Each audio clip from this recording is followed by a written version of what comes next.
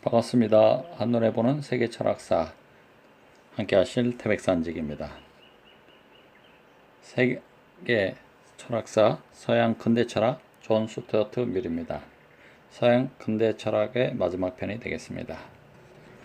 존 스튜어트 밀의 양력을 보겠습니다. 1806년에 태어나서 1873년까지 살았던 철학자입니다.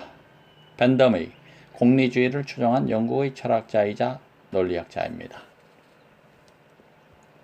아버지 제임스 밀로부터 일찍부터 공리주의에 관한 교육을 받습니다. 그러나 벤덤의 양적 공리주의와는 다르게 쾌락에서 질의 우열을 인정하는 질적 공리주의를 주장했습니다. 어떤 종류의 쾌락은 다른 것보다 바람직스럽고 더 가치 있다는 판단이 가능하다고 보았습니다. 존 스튜어트 밀의 저서로는 논리학 체계, 정치, 경제학 원리, 자유론 등이 있습니다. 존 스튜어트 밀의 양력이었습니다. 불만스러운 소크라테스가 되는 편이 낫다. 밀에 대한 이야기입니다. 냉철한 이성과 열정적인 가슴을 지닌 낙관주의였습니다. 밀은 앞에서 보았다시피 1806년에 태어나서 1873년까지 살았던 영국의 철학자입니다. 런던에서 태어난 철학자이자 경제학자입니다. 아버지 제임스 밀은 벤담과 친구였습니다. 제임스 밀, 그 다음에 존 스튜어트 밀. 그래서 존 밀은 두 철학자 밑에서 교육을 받습니다. 정규 교육은 받지 못하지만은 3살에 히라버를 공부해 7살에는 플라톤의 대화편 대부분을 원소로 읽습니다. 12살에는 스콜라 철학의 논리를 치열하게 파고드는 한편 아리스토텔레스의 논리학 원전들을 봅니다. 여러 분야에 걸친 폭넓은 독서를 통해서 정치, 사회 개혁은 과학적 지식 바탕을 둘 때 잘 이루어질 수 있다는 생각을 이릅니다. 존 스튜어트 밀, 여러 분야에 걸친 폭넓은 독서를 통해서 정치와 사회 개혁은 과학적 지식의 바탕을 둘 때 잘 이루어질 수 있다는 생각을 가졌습니다. 특히 자연과학을 지식의 정확성과 발전 속도의 측면에서 높이 평가해 자연과학의 방법론을 사회과학에 적용시킵니다.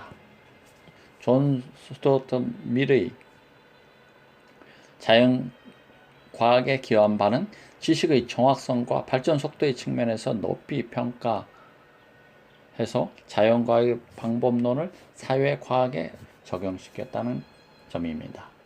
그는 자유주의 정치 철학의 발전에도 크게 기여했습니다. 자유주의 정치 철학의 발전에도 크게 기여했다. 그는 대표작 자유론에서 존 스튜어트의 대표작 하면은 자유론이 되겠습니다. 자유론에서 개인주의적인 자유주의를 옹호합니다. 개인주의적 자유주의를 옹호하는 존 스튜어트 밀. 어떤 사상이 옳든 그르든 표현의 자유가 무제한 허용되어야 사회는 진보할 수 있다. 그래야 토론과 경험을 통해서 잘못을 시정할 수 있기 때문입니다. 인간 정신은 그런 교정 능력, 공론의 여과 능력을 지니고 있다고 밀은 봅니다. 존 스튜어트 밀은 개인주의적 자유주의를 옹호하면서 자유론에서 어떤 사상이 옳든 그르든 표현의 자유가 무제한적으로 허용되어야 사회는 진보할 수 있다고 보았습니다.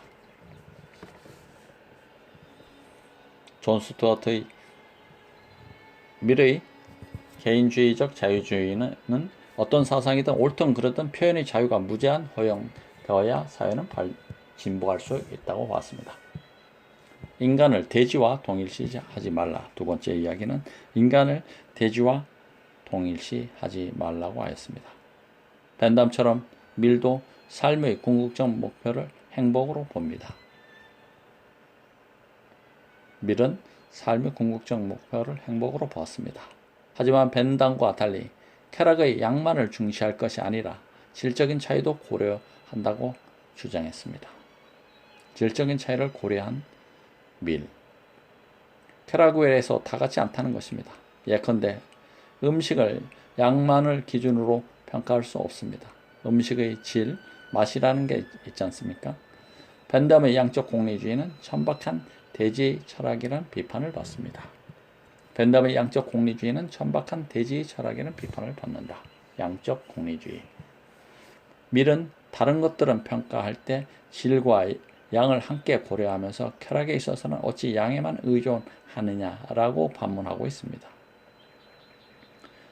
다른 것들은 평가할 때 질과 양을 함께 고려하면서 쾌락에 있어서는 어째 양에만 의존하느냐 하면서 밀은 반문을 하면서, 그래서 밀은 감각적 쾌락보다는 정신적 쾌락이 더 수준 높다고 주장했습니다.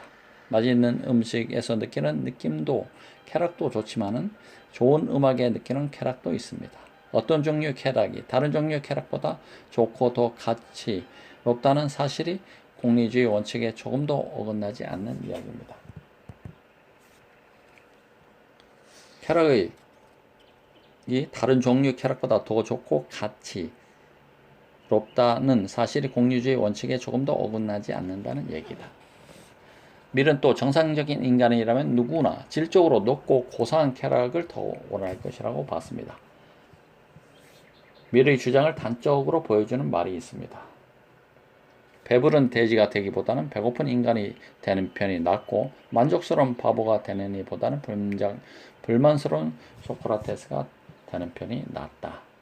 밀의 주장을 단적으로 보여주는 예. 배부른 돼지가 되기보다는 배고픈 인간이 되는 편이 낫고 만족스러운 바보가 되기보다는 불만스러운 소크라테스가 되는 편이 낫다고 존 스튜어트 밀은 주장했습니다. 배부른 돼지와 만족스러운 바보는 육체와 양을, 배고픈 인간과 불만스러운 소크라테스는 정신과 지혜를 상징하고 있습니다. 그가 양보다 지혜를 추구한다는 사실을 알 수 있습니다. 벤담이 양적 공리주의자로서 최대 다수의 최대 행복을 주장하는 데 비해서 빌은 질적 공리주의자로서 정신적이고 수준 높은 쾌락을 추구하고 있습니다.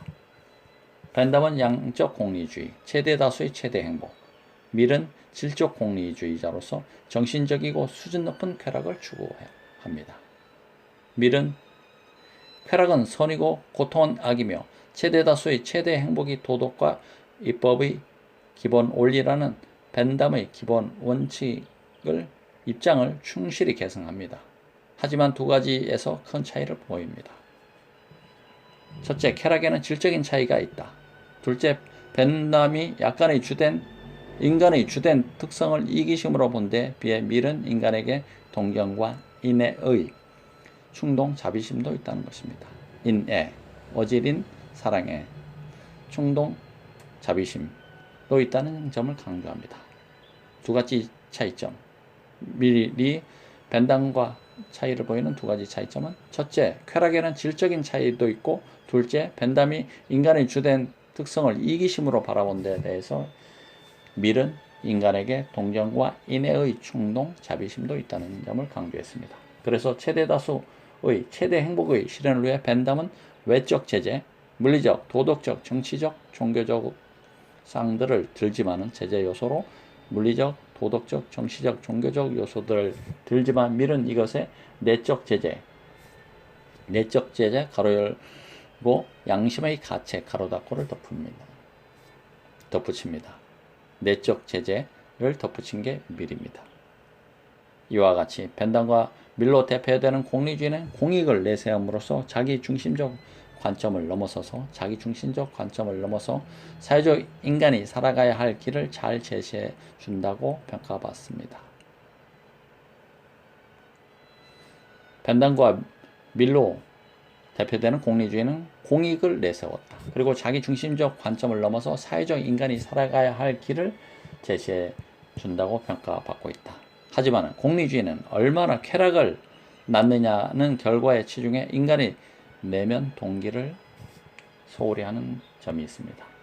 쾌락에 초점을 맞추다 보니까 치중하다 보니까 인간의 내면적 동기에 소홀했다. 또한 결코 양적으로 계산할 수 없는 여러 가지 가치를 제대로 다루지 못한다는 비판을 받기도 했습니다. 좋은 삶이 단순히 행복이나 쾌락에 그치는 것일까요? 그 이상의 무엇이 있지는 않을까요? 좋은 삶이 단순히 쾌락이나 행복 그치는 것일까요? 아니면 그 이상의 무엇이 있지는 않을까요? 공리주의자들에게 심각한 도전을 던진 실험을 소개하면서 이야기를 마칠까 합니다. 공리주의자들에게 심각한 도전을 던진 실험 무엇일까요? 로버트 노직이라는 미국의 자유주의 사회 철학자는 공리주의 타당성을 알아보기 위해서 시나리오를 설정하고 안에 들어가면 실제 삶이라고 착각하게 만들어주는 쾌락기계에 들어갈 것이냐고 묻는 사고 실험을 제안합니다. 무엇이 가치 있는 삶인가? 라는 책에 나오는 이야기입니다.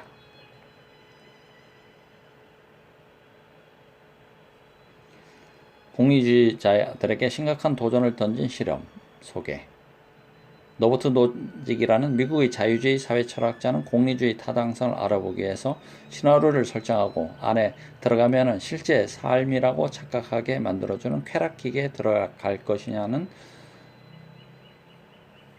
물음을 가지고 실험을 제안합니다. 무엇이 가치 있는 삶인가?